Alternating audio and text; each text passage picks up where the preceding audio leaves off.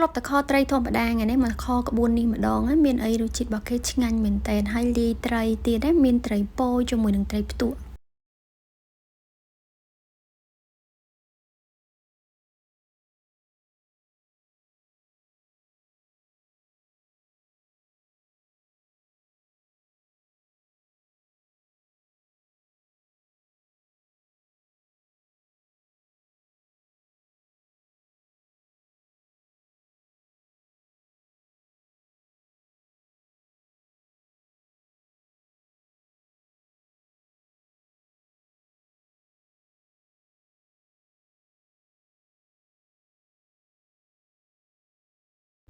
មកដើរផ្សារសិនទិញក្បាលត្រីហើយជាមួយនឹងត្រីពោយកទៅខជាមួយគ្នាអញ្ចឹងឆ្ងាញ់ណាស់បន្ទាប់មកក៏មកទិញមួយទៅសក់ប៉ុន្តែទៅសក់នេះវាអត់សូវល្អប្រហែលនេះអញ្ចឹងហើយក៏តាមនឹងទៅយកត្រីមកលាងជាមួយនឹងទឹកអំបិលលាងទឹកអង្ករអីស្អាតអញ្ចឹងមកលាងឲ្យច្រើនទឹកតិចមកប៉ុន្តែត្រីនេះគឺអត់ឆ្អាបអីទេដោយសារតែវាស្រស់ៗអញ្ចឹងណាបន្ទាប់មកក៏ប្រឡាក់ជាមួយនឹងអំបិលបន្ថែមជាមួយនឹងប៊ីចេងហើយកន្លែងហ្នឹងប្រហែលជាចុចប៉ះកន្លែង slow mo ដល់ពេលអញ្ចឹងទៅវារៀងយឺតអញ្ចឹងណាបន្ទាប់ពីប្រឡាក់ហើយក៏បន្ថែមជាមួយនឹងដូចអំបិលថែមមួយទឹកត្រីតាមចូលចិត្តអីបងអាចដាក់បានញ៉ាំស្ករញ៉ាំអីក៏ដាក់ទៅប្រឡាក់ចឹងធ្វើឲ្យត្រីរបស់យើងរឹងសាច់ល្អកុំចោលឲ្យសោះរឹងទឹកត្រីពេលដែលខយើងដាក់ទឹកត្រីម្ដងហើយតែពេលយើងប្រឡាក់សាច់យើងដាក់ចឹងទៀតមកបន្ទាប់មកម្រេចមេតិចអញ្ចឹងញ៉ាំប្រភេទខអីអញ្ចេះក្តៅហឹលទៀតណាកាន់តែឈ្ងុយមែនតើបន្ទាប់មកទៀតបន្ថែមជាមួយនឹងខ្ទឹមសអញ្ច្រាមបងអាចបុកក៏បានដែរប៉ុន្តែខ្ញុំខ្ជិលអញ្ចឹងខ្ញុំច្រាមតែម្ដងទៅបន្ទាប់ពីប្រឡាក់ហើយយើងច្បល់វាឲ្យសព្វហើយយើងផ្អាប់វាទុកចោលមកចាំពេលដែលយើងខ1ម៉ោង2ម៉ោងក្រោយអីចាំខក៏បានដែរធ្វើអញ្ចឹងទៅសាច់ត្រីរបស់យើងរឹងឲ្យកាន់តែឆ្ងាញ់នំនេះមកលើកណាក៏អត់ចោលដែរគឺចូលចិត្តញ៉ាំមែនតើ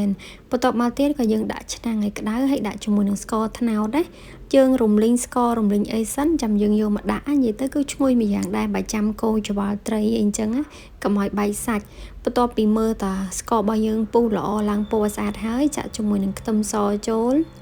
ចង់ឲ្យក្រហមដិតជាងនេះអីក៏បានដែរប៉ុន្តែផ្ទះខ្ញុំប៉ុណ្ណឹងគឺបានហើយអត់ចង់កំឡោចឲ្យវាខ្លោចជាងនឹងអញ្ចឹងព្រោះម្ហូបអីដែលខ្លោចវាញ៉ាំទៅមិនសូវល្អចំពោះសុខភាពយើងអញ្ចឹងងាយបង្កមហារីកបន្ទាប់មកទៀតមើលតែឈ្ងុយប៉ុណ្នេះល្មមហើយអាចចាក់ទឹកត្រីចូលបានណាបងចង់ដាក់ម្រេចថែមពេលហ្នឹងទៀតក៏បានដែរវាធ្វើឲ្យខរបស់យើងកាន់តែឈ្ងុយកាន់តែឆ្ងាញ់បន្ទាប់មកចាក់ទឹកថែមបន្តិចនិយាយទៅដាក់អញ្ចឹងកុំឲ្យវាខ្លោចឆ្នាំងអីចឹងហើយក៏អាចភ្លក់រសជាតិបានចង់បានរសជាតិមិនអីមិនចឹងក៏បន្ថែមជាមួយនឹងទឹកស្អ៊ីវបន្តិចដោយសារតែពេលប្រឡាក់ត្រីហ្នឹងខ្ញុំភ្លេចដាក់ជាមួយនឹងទឹកស្អ៊ីវហើយបានដាក់ជាមួយនឹងប្រេងខ្យងទៀតបើសិនមកចង់បានឲ្យពណ៌ស្អាតដាក់អញ្ចឹងមកបន្ទាប់មកយកទឹកដែលយើងបានកូរមុននេះយកមកចាក់នៅលើសាច់ត្រីរបស់យើងអញ្ចឹងហើយនេះដាក់និយាយទៅតែខ្ញុំធ្វើច្រើនចក្រានមែនតែមានចក្រានភ្លើងផងចក្រានខ្ជុងផងចក្រានហ្គាសផងអញ្ចឹងហើយយើងក៏បើកវាភ្លើងមធ្យមតិចអញ្ចឹងមករងាស់វាទៅហើយធ្វើភ្លាមញ៉ាំភ្លាមអត់ឆ្ងាញ់ទេអ្នកតែខ្ញុំចូលចិត្តទុកវាឲ្យយូរអញ្ចឹង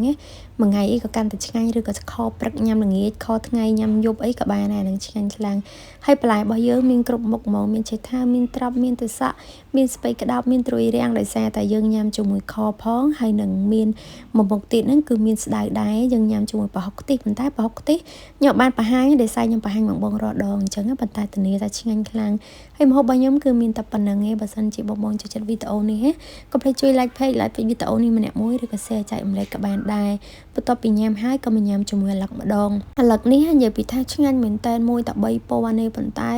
និយាយពីថាផ្អែមប៉ុន្តែវាជាប្រភេទអាឡឹកមានគ្រាប់អញ្ចឹងហើយយើងញ៉ាំវាពិបាកតែត្រង់ញិចគ្រាប់នឹងឯងប៉ុន្តែធ្វើមិនទេប៉ុន្តែរសជាតិរបស់វាឆ្ងាញ់ណាស់ហើយខ្ញុំក៏យកគ្រាប់វាទៅទុកដាំដែរកុំឲ្យខាតដោយសារតាអ្នកផ្ទះខ្ញុំដាំអីគឺដឹងតែដោះតែម្ដងវាអត់ដឹងមិនទេហើយអាឡឹកនេះឆ្ងាញ់ខ្លាំងឃើញហើយឃ្លានទៀតមែនតើខ្ញុំចូលចិត្តមែនតើផ្លែអាឡឹកក៏បានញ៉ាំជាមួយនឹងត្រីងៀតឬក៏ញ៉ាំមួយអីក៏ឆ្ងាញ់ដែរបន្ទាប់មកញ៉ាំមួយនំហ៊ីងមានចេកចៀនហើយនឹងមួយទៅស្នូលសាច់ជ្រូកខាងក្នុងនេះនំប៉ាវហើយដល់ពេលយប់ឡើងញ៉ាំមួយផ្អែមទៀតអរគុណជម្រាបលាបាយបាយកុំភ្លេចជួយ like page ម្នាក់